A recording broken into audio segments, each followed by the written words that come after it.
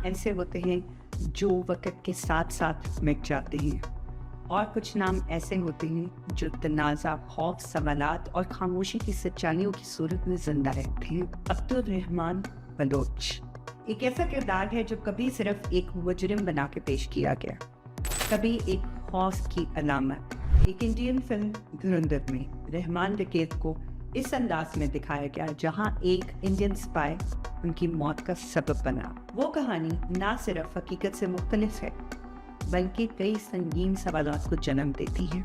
आज का पॉडकास्ट किसी को हीरो बनाने या किसी को विलन साबित करने के लिए नहीं, बल्कि एक संजीदा कोशिश है कि हम फिल्मी कहानियाँ, मीडिया बयान और अदालती और ज़मीनी हक़ाइक़ के दरमियान फ़र्क को समझ सके। ये पॉडकास्ट अब्दुल रहमान बलोच की ज़िंदगी, तैयारी के हालात, पुलिस इनकाउंटर और इस निज़ाम की नाकामियों पर बात करने के लिए है जो ऐसे किरदार पैदा करते हैं और फिर इन्हें एक दिन खामोशी से ख़त्म कर देते हैं। अब्दुल रहमान बलोच की ज़िंदगी के असल हक़ाइक़ जानने के लिए आज मेरे साथ उनके बहुत ही करीबी दोस्त हबीब जान मौजूद हैं, जो उनकी ज़िंदगी के असल हक़ाइक़ पे रोशनी डालेंगे, जो उनकी ज़िंदगी को बहुत ही करीब से जानते हैं। अस्सलाम वालेकुम हबीब साहब, कैसे हैं आप? बहुत ही मेहरबानी, वालेकुम सलाम। मैं एक्चुअली चाह रही थी कि हम लोग इस चीज़ पे, इस सब्जेक्ट पे ज़रूर बात करें, लेकिन किसी ऐसे शख्स से बात होनी चाहिए जो इनसाइड आउट जानते हों। बिकॉज बहुत से लोग जो हैं वो बात करते हैं, डेफिनेटली रहमान साहब के बारे में बात करते हैं, लेकिन बहुत ही सुनी सुनाई बातें होती हैं, बहुत सी मीडिया से उठाई हुई बातें होती हैं, बहुत सी फिल्मों से इंस्पायर बातें होती हैं। लेकिन मैं चाहती थी कि कुछ इस तरह से बात की जाए जो उनको बहुत अच्छे से जानते हो, जो एक्चुअल में जानते हो कि वो कैसे इंसान थे। नहीं, इसने मैं नसीम सिद्दीकी साहब का भी मशहूर जी, बहुत शुक्रिया कि आपको उन्होंने। एक्चुअली बात यह है कि मैं खुद पिछले कई दिनों से देख रहा हूँ कि ये मंजन और ये चूरन बड़ी खूबसूरती से लोग बेच रहे हैं। बिल्कुल। जिसकी एज 15 साल है, 20 साल है, वो ऐसी सी बातें करते हैं कि जैसे उसके वो चाचा के बेटे हों या मामा के बेटे हों। बिल्कुल। लेकिन क्योंकि अब वो चलन एक तरफ चल पड़ा है, तो और एक बड़ा ज़रिया भी बन गया है यूट्यूब से, सोशल मीडिया से पैसे कमाने का, तो हर कोई शुरू है, लेकिन आवाम को फैसला करना आता है। जी। तो मैं समझता हूँ कि अब उनको रोक भी नहीं सकते। एक्चुअली लोग ये समझते हैं कि अगर किसी सब्जेक्ट पे कोई कहते हैं ना कि गर्म हुआ है कोई मामला, तो बस फटाफट हम अपना बयान दे दें, चाहे गलत हो चाहे ठीक हो, बस हमारा जो एक पॉडकास्ट है उस पर आ जाना चाहिए। एक्चुअली मेरा हमेशा ये होता है कि पूरी तहकीक होनी चाहिए, पूरा पता होना चाहिए, फिर बात करें, चाहे लेट हो जाए कोई मसला नहीं, लेकिन ऐसी बात नहीं होनी चाहिए कि बाद में कोई कहे कि अच्छा ये तो फैक्ट ही नहीं थे।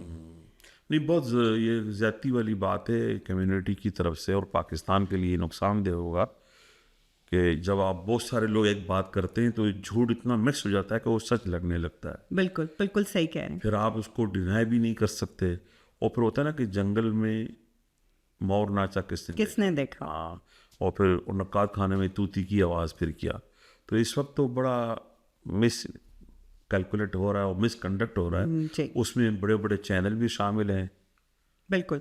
अच्छा, अब्दुल रहमान बलोच जी, आप उनको किस तरह से देखते हैं? नाम ही बहुत अच्छा है, अब्दुल रहमान, रहमान रहीम, ये सब अल्लाह के सिफ़त है। तो जो वालिदैन ने नाम रखा होगा तो इसी मोहब्बत से रखा होगा कि ये रहमान की सिफ़त इसमें होगी। बिल्कुल।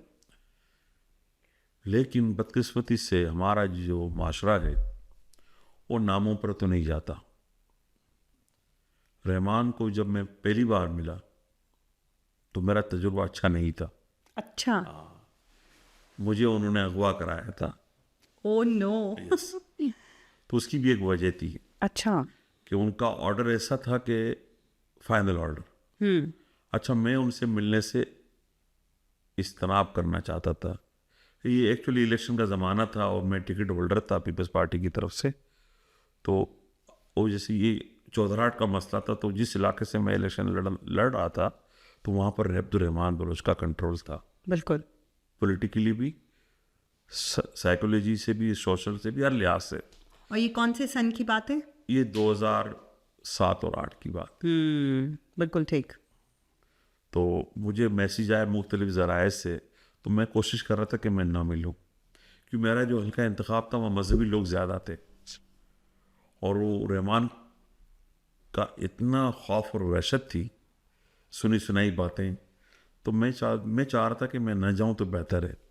उनके टाइम पे एक पर्ची हुआ करता था ना कि अगर पर्ची आ गई है वहां से तो बस तुम गए। पता चला जी बड़े बड़े लोग वहाँ जा चुके थे और एडजस्टमेंट कर चुके थे किसी भी तरीके से। जी। वो मैं एडजस्टमेंट आगे बताता हूँ आपको। बहरहाल जुमे की नमाज थी, मैं बिल्डिंग से नीचे आया हूँ तो 25-30 मोटरसाइकिल्स वाले आए और मुझे कहे बैठो बैठो, और मैं उनके साथ मरता ना तो क्या करता, मैं चला गया। दिल में तो कुछ हो रहा होगा कि नहीं, अल्लाह का शुक्र है कि जब मोहतरमा शहीद साहबा के साथ पॉलिटिक्स की तो ज़िंदगी और मौत हमेशा सामने रहती थी। कई थ्रेट थे तो हम उनकी सिक्योरिटी में 2 या 3 गज के फासले पे खड़े रहते थे, तो मौत से तो कभी खौफ नहीं आया अल्हम्दुलिल्लाह। तो मैं चला गया, दिल में मैं सोच रहा था कि यार हूँ तेरे नाल की होएगा। बहरहाल हम जब गए तो मैंने लोगों से कहा कि यार जुमे का वक्त हो रहा है, मेरी नमाज निकल जाएगी, अपने भाई को बोलो कि हमसे मिल लें। जी। तो एक लड़के ने कहा कि भाई ये बैठा हुआ है सामने। अच्छा। तो बड़ा धान सा पान सा छोटे से कद का वो सरदार था। ये मेरी पहली आई टू आई मुलाकात थी। तो मैंने कहा लाला नमाज का वक्त है, फिर मैं आ जाऊंगा यार। तो वो बड़ा, उसका रवैया बड़ा सॉफ्ट पोलाइट हो गया। बोलता है साहब एक नमाज होती बहुत देर, हमारे इलाके में लियारी में एक मस्जिद है, मीरा पीर, वहाँ सबसे लेट नमाज होती थी 3:45 बजे 3:30 बजे दोपहर को। अच्छा। अमूमन जुमे की नमाज 1:30-2 बजे होती है। अच्छा मैं भी जानता था, मैंने कहा यार इज़ वेरी इंफॉर्मेटिव। तो मेरे पास जवाब नहीं रहा कि मैं अब रश करूं। बहरहाल मुख्तसर सी बात ही, उसने कहा यार आपको इतनी बार बुलाया, आप आते ही नहीं हो, लिफ्ट ही नहीं कराते हो, आप मोहतरमा बेनज़ीर भुट्टो के करीब हो तो हमको लिफ्ट नहीं कराओगे। मैंने कहा नहीं नहीं लाला ऐसी बात नहीं थी, मैं आता ज़रूर, लेकिन मैं ज़रा उलझा हुआ हूँ अपने मसाइल में, क्योंकि वो शहादतें भी हो गई थी, बीबी का काफिला जो 18 अक्टूबर को अटैक हुआ था। अच्छा 18 अक्टूबर को हमारी थोड़ी सी बदमज़गी भी हो गई थी रहमान के लड़कों के साथ। बिल्कुल। तो सारे जान सारा ने बेनज़ीर थे। मेरा एक ट्रक था जो हमने बनाया था जी। और वो मोहतरमा के ट्रक के बिल्कुल पीछे की तरफ था। तो उसमें हमने इंटरनेशनल मीडिया को मैनेज किया हुआ था, सारे सिस्टम था। तो मैंने लड़ झगड़ के अपना ट्रक आगे रखा था और मैंने उनके लड़कों को कहा था कि ये मोहतरमा के कहने पर हमने इस ट्रक को मैनेज किया हुआ है। फिर रहमान साहब के करीबी लोगों ने उनको बताया ये हबीब है, अपने लियारी में रहता है, फलाने का बेटा है। तो उसमें इतनी वो थी टॉलरेंस, जब उसने कहा ये फलाने का बेटा है, फलाने का रिश्तेदार है, तो उसने उस चीज़ को, लेकिन उसके दिल में एक बात थी कि हमारे इतने सारे ट्रक में इसका ट्रक आगे क्यों था, इसका ट्रक क्यों है, और सबकी तस्वीर भी मौजूद है। तो बहरहाल अचानक वो माहौल गर्म से सर्द हो गया और हमारी अच्छी मीटिंग हुई। तो उसने मुझे ऑफ़र की। अच्छा मेरा ख्याल था कि वो मुझसे पैसे मांगेंगे, कुछ लोग देकर भी आए थे। बोला मेरे लायक कोई भी काम हो इलेक्शन के हवाले से, आपका हल्का बड़ा सेंसिटिव है और वहाँ पर एमक्यूएम के लड़के भी बड़े हैं जी। तो आपने, तो मैंने कहा हाँ हाँ बिल्कुल, और मैं भी जहाँ जुड़ाने के चक्कर में था। मैंने कहा लाला सच्ची तो बात ही कोई नहीं है, और मैंने हर बात में हाँ मिलाई और मैंने कहा जल्दी इधर से निकलो।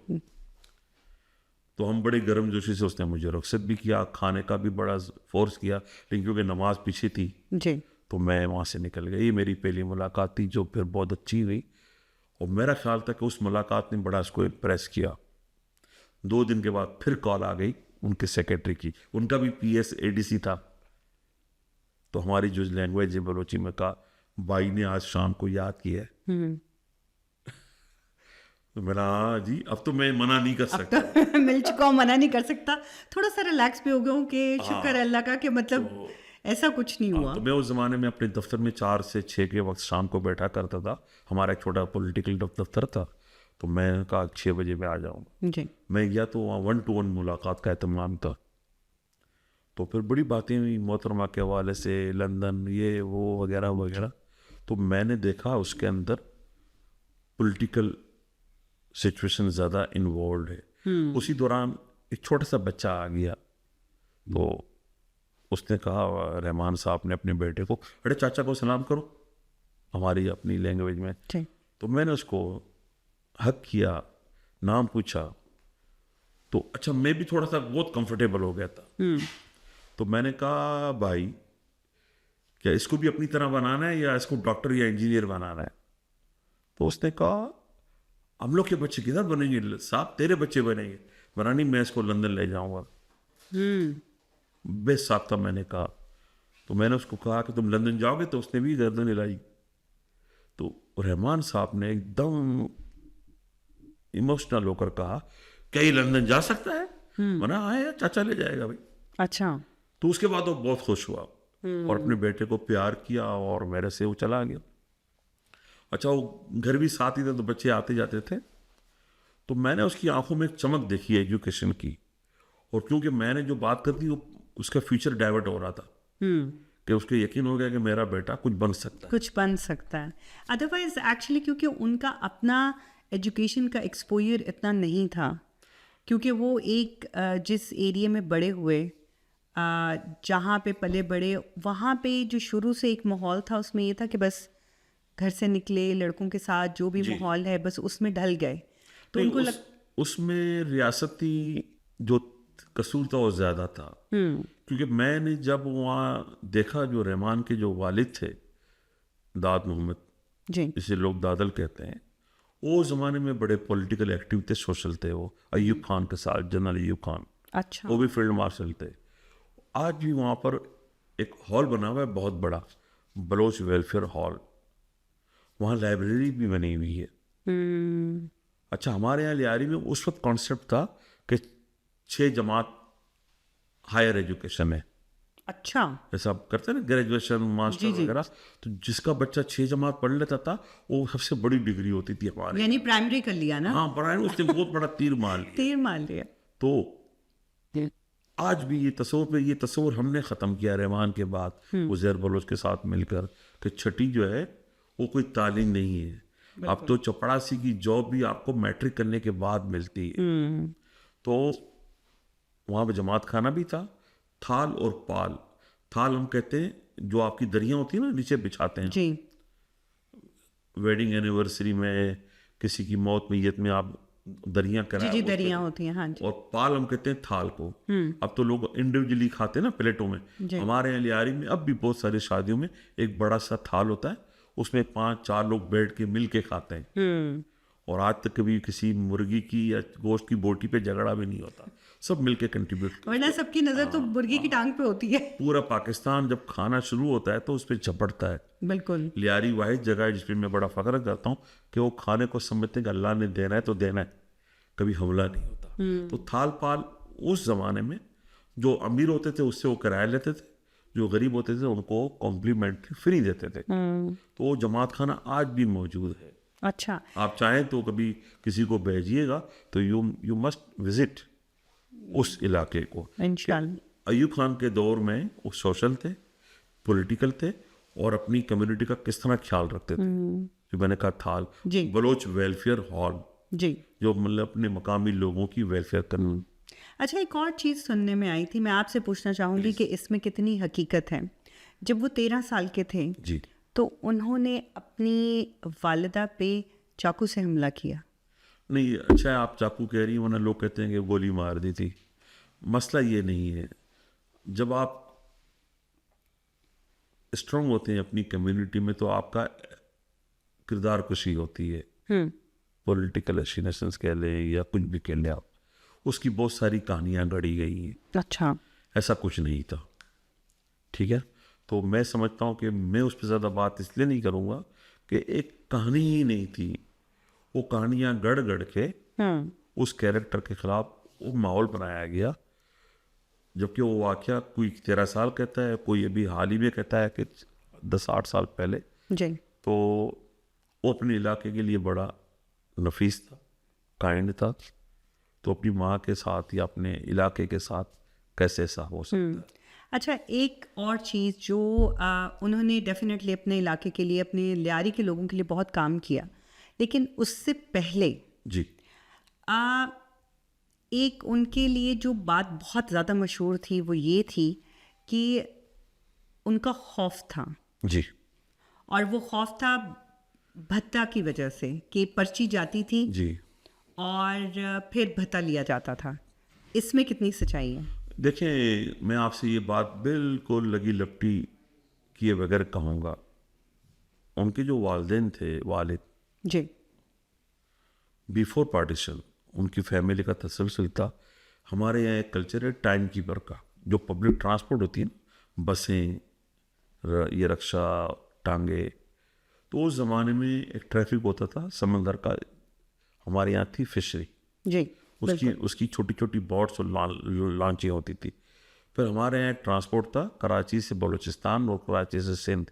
जी तो वो जो टाइम कीपर होते हैं, अच्छा टाइम कीपर हमेशा तगड़े लोग होते हैं, मजबूत लोग होते हैं बिल्कुल। कि आपकी बसों को मैनेज करना। तो उस मैनेजमेंट के बदले हर बस का ड्राइवर उन्हें एक फिक्स अमाउंट देता है। जी उस ज़माने में 100 रुपये होंगे या 50 रुपये होंगे, फिर वो बढ़ते बढ़ते अब तो हज़ारों में चला गया। जी इसी तरह कराची में एक रूट से W11 और W9, ये उसका कोचेज होती है ना, वैन वगैरह का, जी जी जिसको एमक्यूएम के लोग मैनेज करते थे, न्यू बिल्कुल। कराची वगैरह। तो रहमान के जो ख़ानदान के लोग थे, उसके वालिद के भाई जो थे, शेर मोहम्मद, दार जी। मोहम्मद, बेग मोहम्मद, ताज मोहम्मद, वो इन चीज़ों को मैनेज करते। जी ट्रांसपोर्ट को बिल्कुल। और वो सी साइड का ट्रांसपोर्ट फिशरी और बलूचिस्तान की पब्लिक ट्रांसपोर्ट। जी तो उनके पास उसको आप भत्ता कह लें या टाइम कीपिंग की उनकी मेहनत का सिला कह लें। जी अच्छा, वो टाइम कीपर इतना मजबूत होता था कि कोई भी ट्रांसपोर्टर उनकी हकूम अदूली नहीं कर सकता था। सब आप समझने की कोशिश कीजिएगा। जैसे मेरी बसें हैं, आपकी बसें हैं, तो अगर आपका नंबर है तो मैं आपको ओवरपास नहीं कर सकता बिल्कुल। कि आपकी बस निकलेगी सुबह 8 बजे, हमारी बस निकलेगी सुबह 9 बजे। अच्छा, कुछ टाइम टेबल होते हैं ना ऐसे कि 8 बजे का वक्त बड़ा बिजी है, इस वक्त बिजी होता है कि उस बिल्कुल। पर कस्टमर ज़्यादा आएंगे, जी। तो उसका थोड़ा सा पैसा भी ज़्यादा होता है। तो रहमान की फैमिली का ये मामला था, तो नस्ल दर नस्ल वो ट्रांसफ़र हो रहा था। वो ट्रांसफर हो रहा था बिल्कुल। तो अब जब रहमान इस एज पर आया तो उसने टेक ओवर किया। अब उसको शहर के लोगों ने, अब ये सवाल थोड़ा जवाब लंबा हो जाएगा, अब शहर में क्या हुआ, उसकी डेमोग्राफी अचानक बदलना शुरू हुई। जब पाकिस्तान में पीपल्स पार्टी को वाइंड अप करने के लिए ज़ियाउल हक की इस्टेब्लिशमेंट ने एक तंजीम बनाई जिसका नाम रखा मुहाजिर कौमी मूवमेंट। जी अच्छा, उसमें उस वक्त उर्दू बोलने वाले बड़े लोग थे, लेकिन एक मैजिकल एक इंसान था जिसका नाम था अल्ताफ। अल्ताफ हुसैन। अच्छा, वो कराची में नहीं थे, वो कराची में हिम्मत हार के अमेरिका चला गया था अल्ताफ से। अच्छा। अपनी बुनियाद रखने के बाद जब कौम ने इसको रिस्पॉन्ड नहीं किया, he left Karachi and he went to Chicago. और लोग कहते हैं, मैंने भी सुना है, लोगों से सुना है कि वहाँ पे वो टैक्सी चलाते थे, लेकिन क्योंकि वो साहिर था, जादूगर था, तकरीर अच्छी करता था, उस वक्त की इस्टेब्लिशमेंट किसी तरीके से इसको मैनेज करके फिर कराची लाई। और वो कराची में फिर अल्ताफ हुसैन को एक हाइप की रेट हुई और अल्ताफ हुसैन बनता चला गया। बिल्कुल। ये हकीकत है कि पीपल्स पार्टी जुल्फ़िकार अली भुट्टो का सहर तोड़ने के लिए, उसकी करिश्मेटिक पॉलिटिक्स को ख़त्म करने के लिए आपने कराची में ये सिलसिला शुरू किया। फिर उसके बाद इन्होंने एक और इसमें एडिशनल इजाफा किया जमात इस्लामी का। जी लेकिन पीपल्स पार्टी लियारी और मलिर एक इलाका है, वहाँ अपनी स्ट्रेंथ कायम रखने में कामयाबी रही हमेशा। लेकिन शहर जो है आधा बढ़िया मजहबी लोगों में, वो आधा बढ़िया एमक्यूएम के लिबरल लोगों में। बिल्कुल। अच्छा, क्योंकि कराची जब अल्ताफ मजबूत होने लगा तो वो कहते हैं ना कि पहले हो सकता है कि वो बहुत बड़ा लायल हो एस्टेब्लिशमेंट के साथ, पाकिस्तान के साथ, लेकिन क्योंकि पाकिस्तान का माशी हब कराची पाकिस्तान को फीडबैक कर रहा था उस वक्त भी और आज भी, 70-80% रेवेन्यू वही देता है कराची हमारा। समंदर हमारे पास था, पोर्ट हमारे पास थी। तो जब अफगानिस्तान का सिलसिला शुरू हुआ 90s में। रशियंस के कोलैप्स के बाद, अफगानिस्तान के कोलैप्स के बाद, जी जब रशियन को वहाँ से भगाना था, तो हो सकता है, ये मेरा ख्याल है और मैं इस पर 100% कायम हूँ मेरी थ्योरी पे, कि अमेरिकन्स का ये दावा था, ये ख्याल था कि हम कराची के पोर्ट को कवर करें, कंट्रोल करें, क्योंकि नेटो की सप्लाई कराची से होती थी।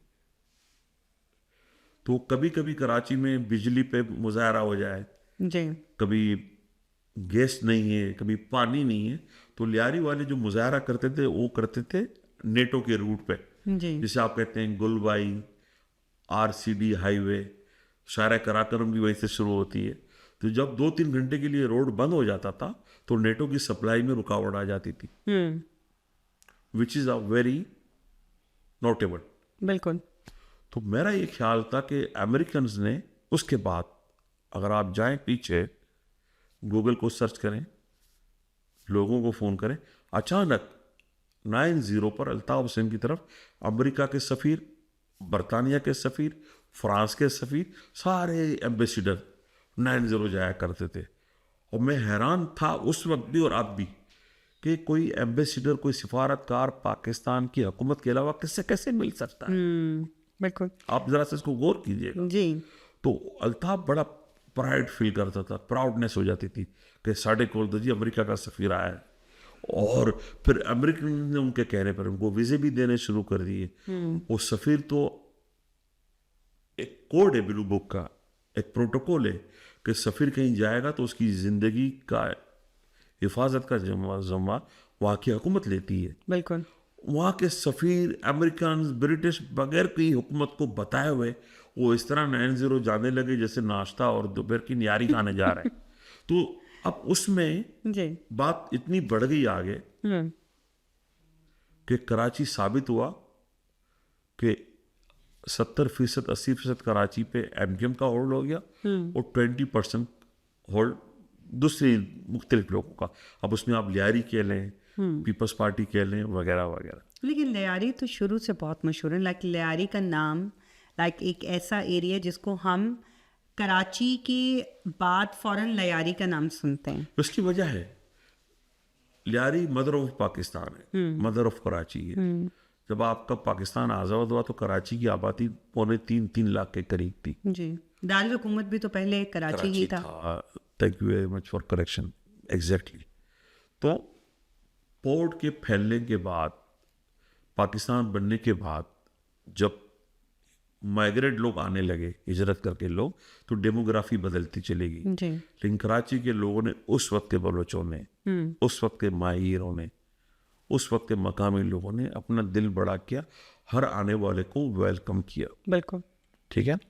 कुछ लोग आबाद हुए हैदराबाद में, कुछ लोग नवाबशाह में, कुछ लोग खैरपुर नहीं, मीरपुर खास में, लेकिन ज़्यादा बड़ा फ्लो जो था वो कराची में, वो कराची में था। तो वो एक लियारी ही बढ़ते बढ़ते इतना बड़ा कि फिर वहाँ पे बाकायदा आगरा ताज कॉलोनी का क़याम उम्र मिला है कि ये आगरा से जो आए थे आगरा ताज हो गया। आगरा था। फिर एक हमारे यहाँ बनी बिहार कॉलोनी।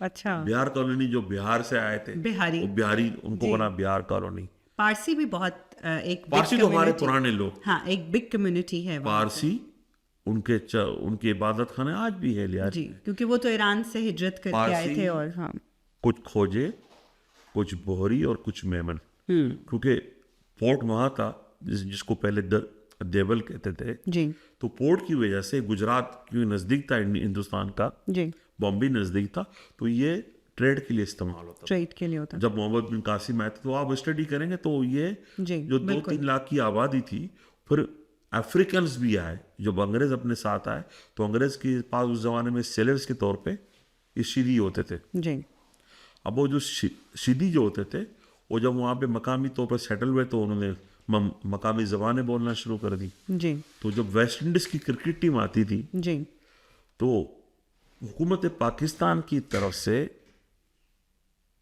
उनको अपने रंग के लोगों से मिलाने के लिए बाकायदा लियारी लाया जाता था। विवेद रिचर्ड, क्लाइड लाय, I remember when we were student, घोड़ा गाड़ियों में, और वो बड़ा खुश होते थे, बड़ा खुश होते थे। अच्छा, पीपल्स पार्टी और रहमान साहब का कनेक्शन कराने में जाम साहब का बहुत बड़ा हाथ था। नहीं, अच्छा। जब रहमान के वालिद अयूब खान के बाद जब सीनियर चेंज हुआ, फिर हमारे लियारी में हारून फैमिली ने टेक ओवर किया। ओके। हुसैन हारून, अब्दुल्ला हारून, सईद हारून, जो हमारे वज़ीर ख़ारजा भी बने, वज़ीर दाखिला भी बने, उनका बड़ा रोल था। वो कम्युनिटी भी बिफोर पार्टीशन थी। ओके। वो लोग शुगर का कारोबार करते थे, ट्रेडर्स थे, इंडिया से आए थे, लेकिन वो सेटल पाकिस्तान कराची में हो गए थे। जी। जब हारून फैमिली ने पॉलिटिक्स शुरू की तो लियारी के बहुत सारे लोग उस पॉलिटिक्स की तरफ डाइवर्ट हो गए। इलेक्शन का वक्त आया तो सईद हारून, मेरा ख्याल है, वो इलेक्शन लड़ रहे थे, उसी दौरान पीपल्स पार्टी का वजूद हो गया था। जी। और पीपल्स पार्टी के नुमाइंदे थे अब्दुल सत्तार गबोल बलोच। तो जब भुट्टो साहब ने लियारी को विजिट किया जी। और अपनी जो पॉलिटिकल स्पीच वहाँ दी, जी। तो फिर उन्होंने कहा कि लियारी मेरा हेडक्वार्टर है। अच्छा, अब जैसा कि एक टाइम था जब उनका होल्ड बहुत ज़्यादा था और उन्होंने एक तंजीम बनाई बलोच साहब ने, और उन्होंने कहा कि अब यहाँ पे इस लियारी में जो भी होगा आई विल हेड दैट, और कोई भी गलत काम यहाँ नहीं करेगा। ट्रू। और उसमें जो भी अगर कोई मनशियात फरोश कोई कर रहा था, कोई भी मनशियात का कारोबार हो रहा था, तो उन्होंने उसको रोका। सही कह रहे हो। अगर वहाँ पे कोई बच्चियों को छेड़ा है, कोई लड़कियों को छेड़ा, उन्होंने उस चीज़ को रोका। तो इन सब चीज़ों से लोगों ने उनको बहुत ज़्यादा अप्रिशिएट किया। मैं यहाँ पे एक क्वेश्चन ये करना चाहती हूँ आपसे कि एक तरफ वो लोगों के दिल में थे, लोग उनको बहुत ज़्यादा मानते थे, लोगों के लिए कहते हैं ना कि वो एक हीरो थे उनके लिए। बेशक। दूसरी तरफ ऐसा क्या हुआ कि पुलिस उनके पीछे पड़ गई? बड़ा ज़बरदस्त। जब मैं मिला उनसे, मैंने कहा कि उनका बेटा बिल्कुल कबीर, और जब आप देखते ना कि इसमें करंट है तो ये काम हो सकता है। अब क्योंकि मैं एक पॉलिटिकल वर्कर था, कारोबार भी कर रहा था, मोहतरमा शहीद बेनज़ीर भुट्टो के मैं करीब भी था, स्पोर्ट्स, एजुकेशन वगैरह वगैरह, तो फिर मेरा अक्सर मिलना शुरू हो गया 1 to 1। जी।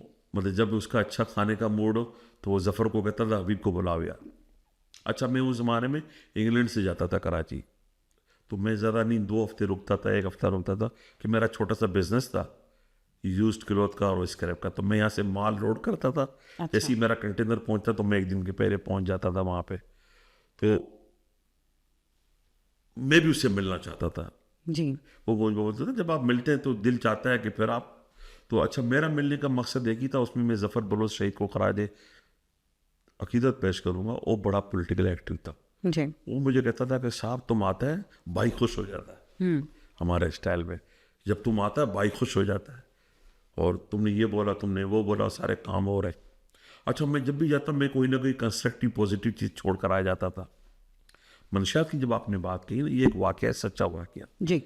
हमारे एक दोस्त थे, अभी उनका इंतकाल हुआ हाल ही में, मेहदी अमरसी, और इत्तफाक से उनका ताल्लुक़ कायद आज़म की फैमिली से था। अच्छा। वो इंग्लैंड में ही होते थे, उनका मनी एक्सचेंज का काम था माशाल्लाह।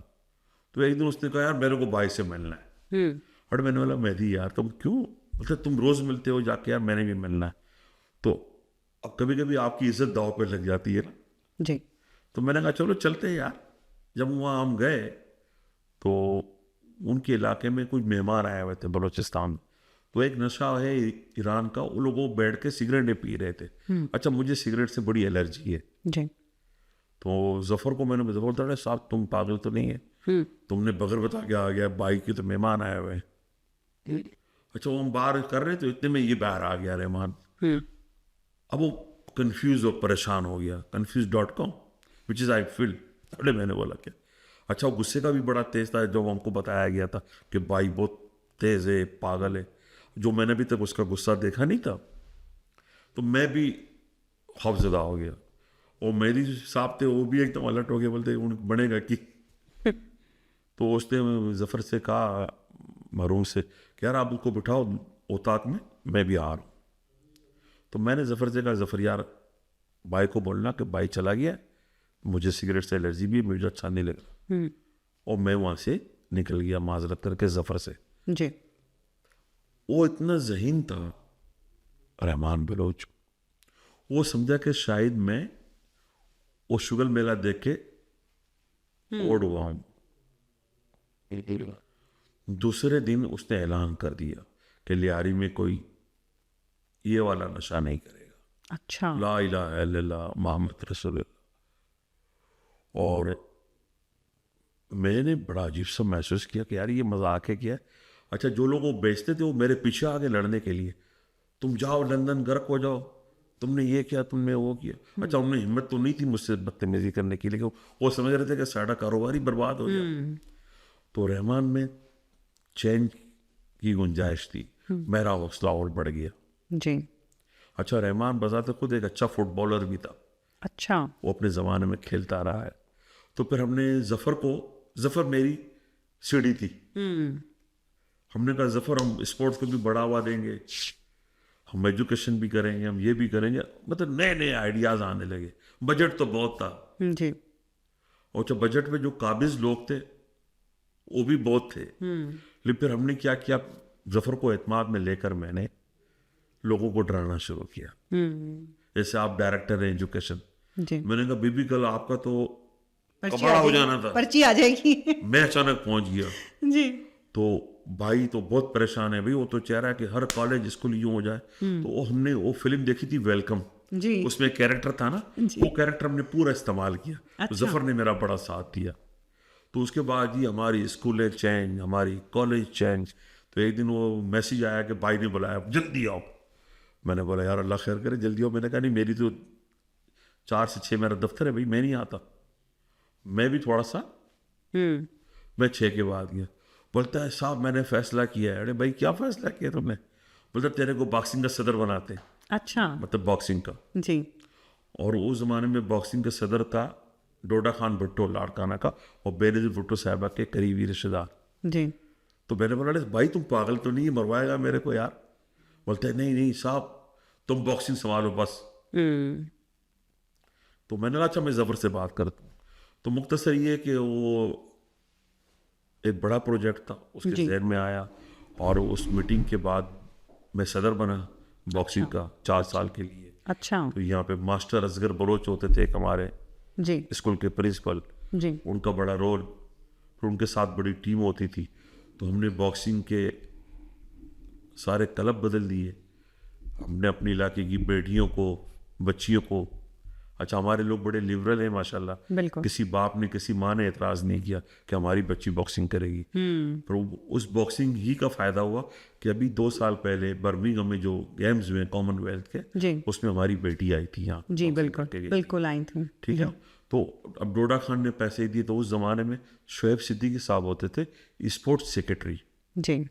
अब वो तो मेरे ख्याल है शायद रिटायर्ड हो गए। तो उन्होंने फिर हमारी बड़ी मदद की। बोले यार ये तो बड़ी अच्छी बात है, एक रहमान डकैत बॉक्सिंग की सपोर्ट कर रहा है। बिल्कुल। मैं एक्चुअली बहुत डर रही थी कि रहमान डकैत जो है ये लफ्ज यूज किया जाए कि नहीं, लेकिन नहीं वो आप कर सकते हैं, देखिए हाँ, हकीकत को क्योंकि झुठला नहीं वो सकते। हाँ क्योंकि वो मशहूर तो उसी नाम से है। नहीं वो भी थैंक्स टू लोकल पुलिस, जी। थैंक्स टू लोकल मीडिया, और उससे बड़ा थैंक्स टू, मैं क्या बोलूं, 90 जी। कि वो देखे ना, असल डकैत तो कराची में थे सारे। बिल्कुल। अब मैं ये बात करूंगा तो शायद आपको बुरा लगे, लेकिन आप माफ़ कीजिएगा मुझे। जितना क्राइम था शहर का वो एमक्यूएम करती थी। पर्चियाँ, भत्ते, बिल्डिंगें, बल्दिया की फैक्ट्री आपके सामने, पकड़े गए, जलाया, हकीम सईद का मर्डर, बेशुमार रोज लोग मर्डर होते थे। लोग फोन पे बात नहीं करते थे, डरते थे। 30 साल तक हाँ यकीन कीजिए हड़तालों का लामुतनाई सिलसिला रहा। बिल्कुल। हम टीवी जब में अल्ताफ देखते भाई का थे। मूड खराब होता था, जी। फारूक कल शहर बंद कर दो। बंद शहर कल होना था, शाम 7 बजे बसें जलना शुरू हो जाते। जलना शुरू हो जाते थे। और हम जब देखते थे ना टीवी पे कि इतने जलसा आया हुआ है, इतना बड़ा जुलूस है, तो मेरी एक फ्रेंड कराची में रहती है, तो मैंने उनसे पूछा, मैं बात की थी, मैंने कहा यार मुझे लगता है आपके कराची में, because I am from Lahore, तो मुझे लगता था, मैं कहती थी कि आपके कराची में लगता है कि अल्ताफ़ साहब को बहुत पसंद किया जाता है, बड़ी दुनिया बैठी होती है जलसे में। तो मुझे कहती है कि कभी गौर से उन लोगों के चेहरे देख। सही कहा आपकी सहेली ने। उन्होंने कहा कभी गौर से उन लोगों के चेहरे देखना तो तुम्हें पता लगेगा कितनी खुशी से बैठे हैं।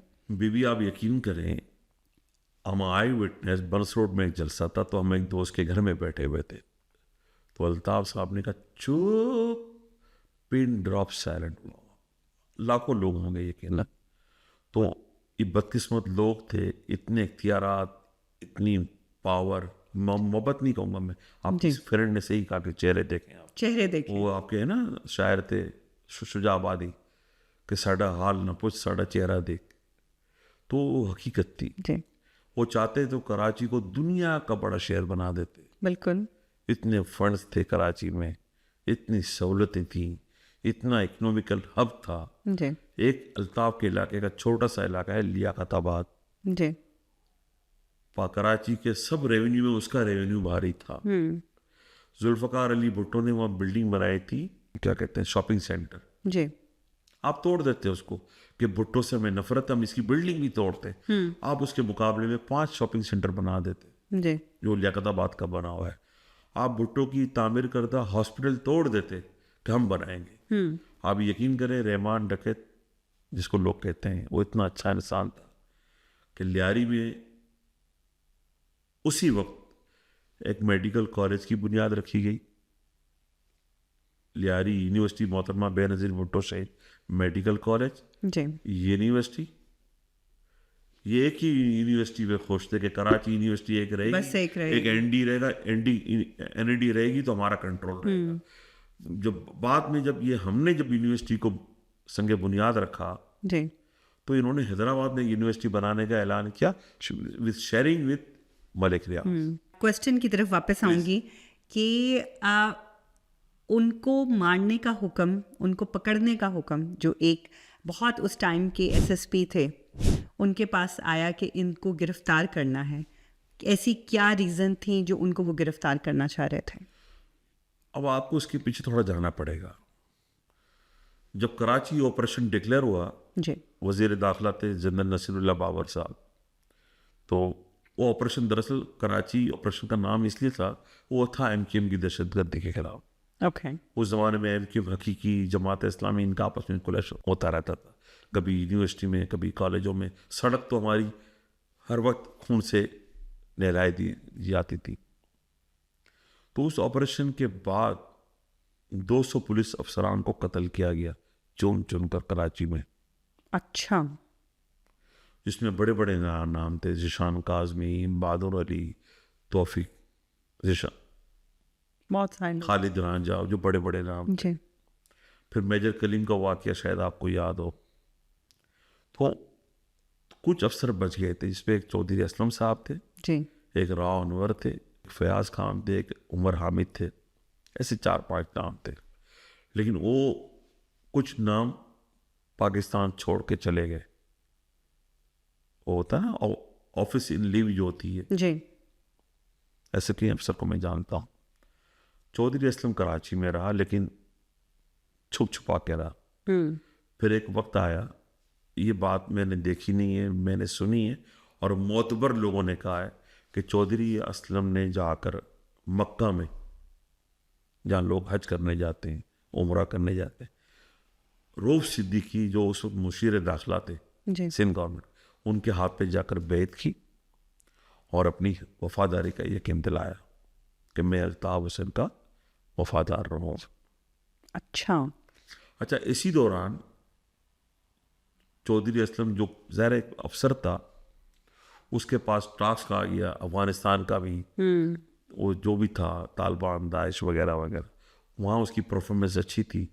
कराची ऑपरेशन में उसका रोल बहुत अच्छा था, इसमें कोई शक नहीं है। 19 जून के बाद जो कुछ हुआ कराची में, कई एमक्यूएम के लोग मारे गए, इसमें गुनहगार भी थे और बेगुनाह भी थे। बिल्कुल, लेकिन वो गीला सूखा सब जल ही जाता है। जी, रियासत ने अपनी पॉलिसी बदल ली, तो एमक्यूएम अजाब में आ गया। अल्ताफ साहब भाग कर यहाँ आ गए, एमक्यूएम हकीकी बन गई, और अभी तक यही है। यही है। तो अब रहमान बलोच को एक मरतबा चौधरी ने अरेस्ट कर लिया था, बिल्कुल। लोग कहते हैं, जो मेरी इंफॉर्मेशन है, जी, कि चौधरी ने उनसे मुकमका किया था, अच्छा, पैसे लिए, और वो अब वो जी, कुछ 5 करोड़ की बात भी, 5 करोड़ की बात भी आती है। Thank you very much.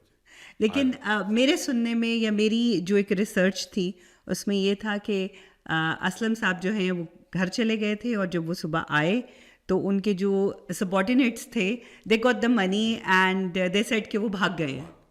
अब वो बहाउद्दीन ज़करिया साहब एक ज़माने में ऑफिसर होते थे, बोले जी चौधरी असलम ने उसको उनके घर रखा था। भाई अगर इतना ख़तरनाक मुजरिम था तो घर थोड़ी रखते हैं, जी। उसको तो बैरिक में रखते हैं। तो यू थिंक, मतलब बड़ी लॉजिकल बात है ना जी। कि आप कोई किसको बेवकूफ़ बना रहे हैं। तो फिर शोर हो गया जी, वो भाग गया। अच्छा, उसके भागने से रहमान की खौफ की वजह और बढ़ गई। और बढ़ गई। आप चौधरी असलम से भाग जाएं आप।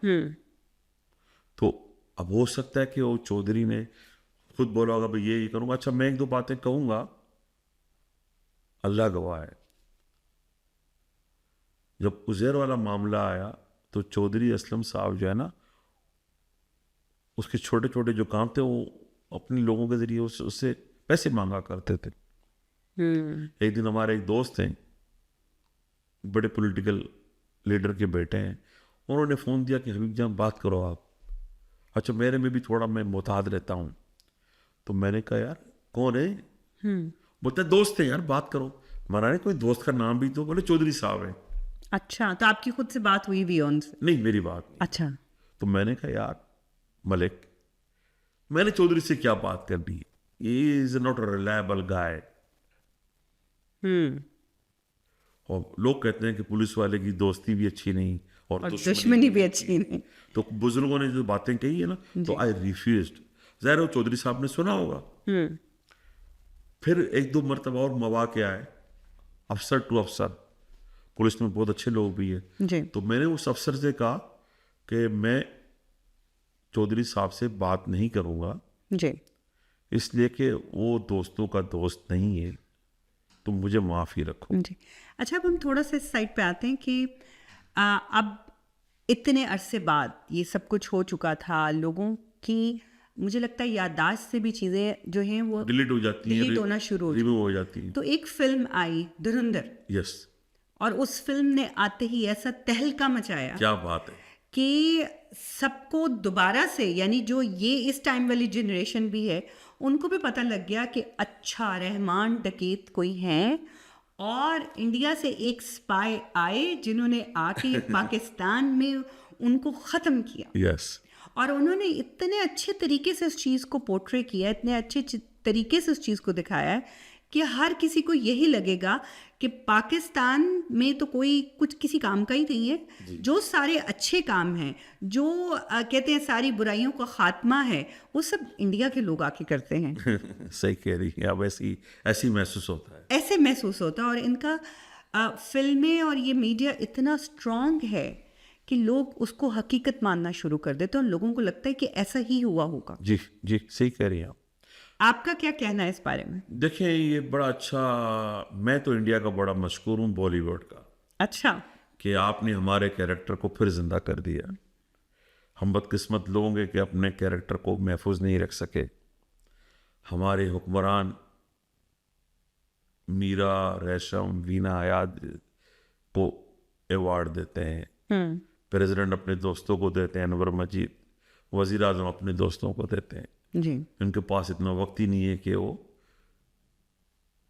पब्लिक में जाकर खंगाले के अवार्ड का मुस्तहिक कौन है।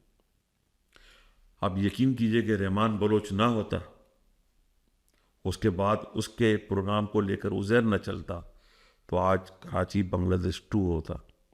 अच्छा। आज कराची का नाम जिनापुर होता।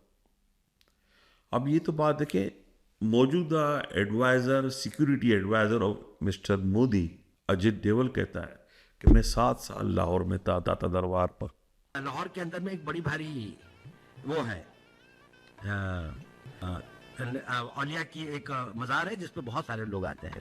तो नेचुरली मैं, क्योंकि एक मुस्लिम उसमें रहता था और एक उसके साथ में रहता था, तो मैं आज तक हमारी हुकूमत या हमारी वजारत खारजा उस बयान को लेकर यूनाइटेड नेशन में नहीं गई। वो क्लियर कहता है कि मैंने दहशतगर्दी करवाई। हो सकता है कि कराची में आज भी इंडियन जासूस कहते हैं हर मुल्क में हर मुल्क के जासूस होते हैं। मैं आपको 2-3 बातें बताऊंगा, आप हैरत करेंगी। तो मैं अपने आप को शाबाशी देता हूँ कि Habib, you done a good job. Rahman के साथ मिलकर काम करना ही बड़े हौसले की बात थी। फिर रहमान के मरने के बाद मैं कहता कि चलो मर गया, जान छूट गई। मैंने फैसला किया कि मैं जाऊं और ताज़ियत करूं उस बंदे से जिसने रहमान के मिशन को आगे बढ़ाना है। मैंने उज़ैर बलोच से ताज़ियत की, मैसेज दिया वहाँ के मकामी कमांडरों को कि उज़ैर नंबर 2 होगा, वरना मैं कहता जी रहमान मर गया सानोखी, जो पंजाब के लोग कहते हैं सानोखी सड़क ही है। लेकिन आई वेंट माई सेल्फ, मिट्टी पाओ। हमने अपने बिजनेस को डिस्ट्रॉय किया खुद, जी फैमिली डिस्ट्रॉय, मेरा अपना भाई शहीद हुआ। तो फिल्म की जो बात थी, जी इन्होंने फिल्म बनाकर हम पे एहसान किया, हमारी इस्टेब्लिशमेंट पे, पाकिस्तान पे, कि वो इंडिया किस तरह सोच रहा है। अमेरिका ने एक ज़माने में फिल्में बनाई थी, स्टार वार, आपको याद हो, बिल्कुल। Bionic women, bionic boy, bionic man, $6 million man, बिल्कुल। वो फिल्में बना बना के इन्होंने रशिया कोलैप्स कर दिया। जी तो ये हमें कोलैप्स करना चाह रहे हैं। जिस मुल्क में हम बैठे हुए हैं, जी इनकी एजेंसियां मशहूर हैं, M5, M6, इनका एक कैरेक्टर था, याद है आपको? जी बिल्कुल। क्या? James Bond. James Bond. जी वो एक छोटी सी बंदूक पे, बंदूक पे दुनिया तबाह कर रहा है, गाड़ी उसकी उड़ रही है, गाड़ी से मिसाइल निकल रहे हैं, जिसका तस्वुर भी नहीं था उस दौर में। बिल्कुल। दुनिया को इन्होंने डरा के रखा। हाँ जी, लोग समझते हैं वाकई जेम्स बॉन्ड है। मैं समझती होती थी कि जेम्स बॉन्ड एग्जिस्ट करता है और ये करेक्टर नहीं है, ये रियल पर्सन है। एग्जैक्टली। मतलब हमारे दिमाग में इतना इनग्रेव कर दिया जाता है इन इतना चीजों हम इम्प्रेस थे कि हम अमेरिका का नाम सुनते ही डरते थे कि यार उसके मिसाइल तुम्हारा बेड़ा गर्क कर बेड़ा गर्क कर दें। लेकिन आपने देखा वियतनाम ने भी उनको भगाया और अफगानिस्तान से भी वो भागे जी। 10 मई के बाद कहानी बदल गई है। हिंदुस्तान के पास अब 2 ही ऑप्शन बचे हैं, जी हॉलीवुड, बॉलीवुड और इंटरनल कॉन्स्पिरेसीज। इस फिल्म में वो साबित कर रहे हैं कि बलोच जो है पाकिस्तान से नाराज है, जी यही है ना। बिल्कुल। और 10 मई के बाद पाकिस्तान की जो टेक्नोलॉजी थी, उसमें मैं यहाँ शुक्रिया अदा करूँगा जुल्फ़िकार अली भुट्टो शहीद का, डॉक्टर AQ खान का और चाइना का, कि वो सिंडिकेट ने पाकिस्तान को बचाया। और हमारे field marshal general Asim Munir का, संधू साहब का जो एयरफोर्स के चीफ थे, जो नेवी का, कि जिस कोऑर्डिनेशन के ज़रिए सेकंडों में फैसले हुए कि अगर 1 सेकंड आप देर हो जाएंगे तो मैं आपको मार दूंगा, वरना आप मुझे मार देंगे। लड़ाई में तो यही होता ना, यही होता है। हालत जंग में। तो 10 मई के बाद कहानी बदल गई है। अब आप पे मीडिया वार का जमाना है। अब मीडिया वॉर चल रही है। अच्छा, वो फिल्म मकसद कुछ और था, मकसद कुछ और, लेकिन वो बिल्कुल। डाइवर्ट होगी, उल्टी होगी कि रहमान इतना मुखलिस था पाकिस्तान के साथ कि उस कैरेक्टर के अंदर अल्लाह ने खुद जान डाल दी है। बिल्कुल। अब वो सोशल मीडिया देखें, दुनिया में जाएं, यहाँ पर फिल्म लगी है, पूरा पाकिस्तान जो है सब गए, सब इवन इंडियन भी गए। वो जो उन्होंने कल्चर दिखाया बलोची के नाम पर, अरबी कल्चर, वो जो अक्षय खन्ना का डांस है अच्छा। या जो भी है उसमें, विच इज, मैं तो आपके पॉडकास्ट से कहूँगा मोदी ऐसी फिल्में और बनाओ ताकि हमारे लोगों को आइडिया हो कि तुम्हारे जहन में क्या खन्नास है। बिल्कुल बिल्कुल ठीक कह रहे हैं, बिल्कुल ठीक कह रहे हैं। अच्छा, जाते जाते आपसे आखिरी सवाल ये करना चाहूँगी, आपकी नज़र में रहमान आया वो डकैत हैं, वो हीरो हैं कि विलन हैं? बड़ा प्यारा सवाल किया आपने। आप बरतानिया में रहती हैं, मैं भी रहता हूँ। यहाँ एक कैरेक्टर था रॉबिन हुड का, जी जिसको नाइटवुड का खिताब दिया मलका ने। बिल्कुल। हकीकत है, जी बड़ी फिल्में बनी। अब इंडिया ने फिल्म बनाकर रहमान का नाम फिर जिंदा किया। उन्होंने तो उसको शहीद कर दिया कि कराची पे अब हमारा कब्जा है 100%। अब थोड़ा सा मैं 1-2 मिनट आपसे लूँगा। जब अल्ताफ बहुत मजबूत हो गया तो उसने ख़त लिखा अमेरिका को, बरतानिया के, कराची साड़ आएगा। वही मैंने कहा ना, नेटो की सप्लाई वगैरह। लेकिन मैं आपको बताऊं, अब उनकी फैमिलीज को ख़तरा नहीं है। 35 ख़ानदान हमने यहाँ आबाद किए with thanks to Zulfikar Mirza, MKM के लोग, जिन्होंने इंडिया में जाकर ट्रेनिंग ली थी। अच्छा। जुल्फ़िकार मिर्ज़ा ने उनकी फाइनेंशियल हेल्प की, फिर किसी वजह से जुल्फ़िकार मिर्ज़ा नॉन स्टॉप कर गए, तो बाकी आगे हमने किसी तरीके से उनकी मदद की। उनकी ट्रेनिंग बाकायदा हिंदुस्तान में हुई। एक ग्रुप था गद्दी नशीनों का जो कराची जाता था, यहाँ आके मिलता था अल्ताफ से, अजमेर, ख्वाजा नवाज अजमेर, ये वगैरह वगैरह। वो बाकायदा हैंडलर होते थे उनके। खालिद मकबूल सिद्दीकी के बारे में मालूम, उस जमाने में लोग कहते थे कि वो इंडियन पासपोर्ट पे अमेरिका गए थे। एक कैरेक्टर था जावेद लंगड़ा, अभी मरा है, वो इंडिया में ही था, वहीं उसकी डेथ हो गई बेचारे की। तो इंडिया में जैसे बहुत सारे लोग गए। तो ये जो आपने कहा ना रहमान वाली बात, हमें उसका मशकूर होना पड़ेगा पाकिस्तान की हुकूमत को। आप उसे नए दूर का खिताब नहीं दे सकते, तो बाद अज़ मर्ग उसके लिए 2 तारीफी जुमले कर दे, क्योंकि अल्ताफ़ हुसैन इतना मजबूत हो गया था कि आपकी फ़ौज उसको एलिमिनेट नहीं कर सकती थी। और आप यकीन कीजिए कि अगर 2-3 महीने लेट हो जाता मामला, तो बांग्लादेश 16 दिसंबर 1971 को आज़ाद नहीं हुआ था, वो 1971 मार्च में ही डिक्लेयर हो गया था। यूनाइटेड नेशन और इजराइल वगैरह ने इसको तस्लीम कर लिया था। तो कराची का मतलब ये था अफगानिस्तान पे पूरा बराह रास्त कंट्रोल अमेरिका का। अब भी America, Israel and others on board है। इस फिल्म के बाद आपको इस तनाज़र में देखना होगा कि कराची को, पाकिस्तान को कैसे मजबूत रखा जाए। तो मैं अब कहूँगा field marshal general Syed Asim Munir के पास जो इख्तियार आते ता हयात के, उनके जो उसने जो उन्हें जो इस तस्ना हासिल है, अब आप नहीं कह सकते कि जी मेरे पास इख्तियारात नहीं थे। मैं उनसे दरख्वास्त करूँगा हाथ जोड़कर कि sir ji, you done a good job.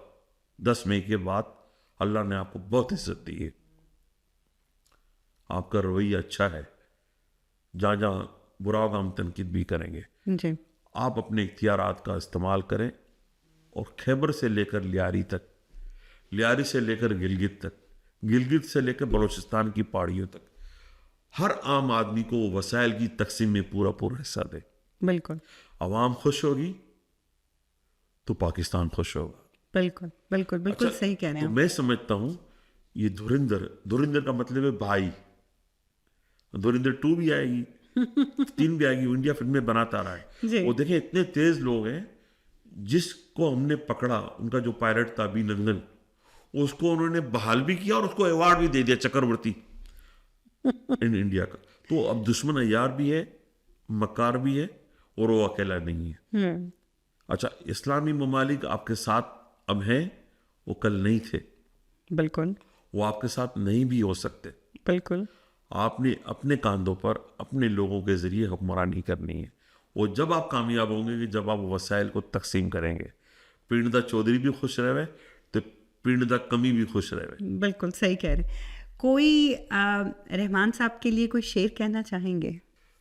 मैं उसके लिए क्या कहूँ, उसका जिंदा रहना अल्लाह के अपने फैसले हैं। मैं एक ही बात कहूँगा, जिनसे मिलकर मोहब्बत हो जाए वो ऐसा शख्स था। और मैं समझता हूँ कि आज लियारी में एजुकेशन, स्पोर्ट्स और रवादारी है, तो उसमें रहमान का बड़ा रोल है। हमारी औरतें 1-1, 1.5 किलो सोना पहन के निकलती हैं। अच्छा चले। हमारे यहाँ कुछ होना हो तो झुंड के झुंड होते हैं। जी हमारे यहाँ यकीन कीजिए आज तक बैंक डकैती नहीं हुई। हमारे यहाँ सराफा बाजार है, कभी लूट मार नहीं हुई। शहर के क्राइम को देखें और हमारे क्राइम के रेशो को देखें, आटे में नमक है। हमें इन्होंने डकैत भी कहा, वही बिल्कुल चोर भी कहा, लेकिन जिन्होंने कहा आज वो जलील ख्वार हो रहे, जी तो बोलते हैं अल्लाह उसकी कब्र पे रहमतों की बारिश करे। और मैं आपकी तनाजुर से, आपके तवस्सुस से, इस्टेब्लिशमेंट से कहूँगा कि रहमान का तसलसल उज़ैर बलोच है। उसने एक वो लड़ाई लड़ी है जिस लड़ाई का उसका लेना देना ही नहीं था, आपने उसे बंद किया हुआ है। जी अगर आप कहते हैं कि जी फलाने को मारा, उसको मारा, इसको मारा, मुझ पर भी FIRs हैं, पता है आपको इस वक्त। तो मैं कहता हूँ, मैं इंग्लैंड में बैठा हूँ, अब तो FIR इमरान खान पे भी है, मियाँ साहब पे भी थी, जरदारी पे भी थी। वो बोले FIR नहीं तो आप सियासी नहीं है। हाँ तो उज़ैर ने कंटिन्यूटी रखकर रहमान के मिशन को आगे बढ़ाया है।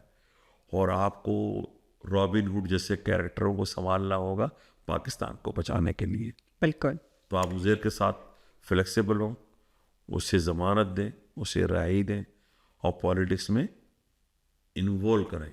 वन मैन वन वोट आप चलने दें तो पाकिस्तान बहुत खुशहाल होगा।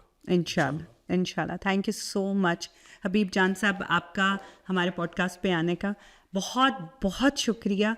मैं चाहती थी कि हम लोगों तक कुछ ऐसी सच्चाइयाँ पहुँचाएँ जो कि हमेशा एक सिगा राज में रहती हैं, ज़्यादा लोगों को उसके बारे में पता नहीं है। बहुत से लोग बस फिल्मों को देख के या सुनी सुनाई मीडिया की बातें सुन के, इधर से ये सुना उधर से बस यूट्यूब खोला, उस पर सर्च किया और दैट्स इट, और वो अपनी एक सोच बना लेते हैं, अपनी एक राय बना लेते हैं। तो आपका आने का बहुत शुक्रिया। बहुत सारी आपका बातें, बहुत शुक्रिया, आपने मुझे मौका दिया और इतना फ्री हैंड दिया बात करने का, क्योंकि अब वहाँ तो हम बात नहीं कर सकते, हर चीज़ मैनेज है। तो मैं आपके लिए दुआ करूँगा कि आपका पॉडकास्ट ज़्यादा पॉपुलर हो इंशाल्लाह और इंशाल्लाह आपके तवज्जुह से हमारी बात लोगों तक पहुँचे, इंशाल्लाह। क्योंकि पाकिस्तान है तो हम हैं। Thank you so much. आप लोगों का इस पॉडकास्ट को देखने का बहुत बहुत शुक्रिया। एंड एट द एंड ये मैं आप लोगों के हाथ में छोड़ूंगी कि आज की गुफ्तगू सुन के आप इसका क्या रिजल्ट निकालते हैं। आपकी नज़र में रहमान डकैत, जो कि अब्दुल रहमान बलोच थे, वो एक हीरो हैं, वो एक विलन हैं, या फिर आपको लगता है कि वाकई इंडिया के स्पाई ने आके उनको ख़त्म किया है? आप ज़रूर कमेंट्स में बताइएगा कि आपकी नज़र में वो एक हीरो हैं कि विलन हैं। और इंशाल्लाह नेक्स्ट वीक एक नए मेहमान के साथ और एक रियल टॉक के साथ, कुछ मज़ेदार सी बातों के साथ दोबारा से आऊँगी। अभी तक के लिए अल्लाह हाफ़िज़।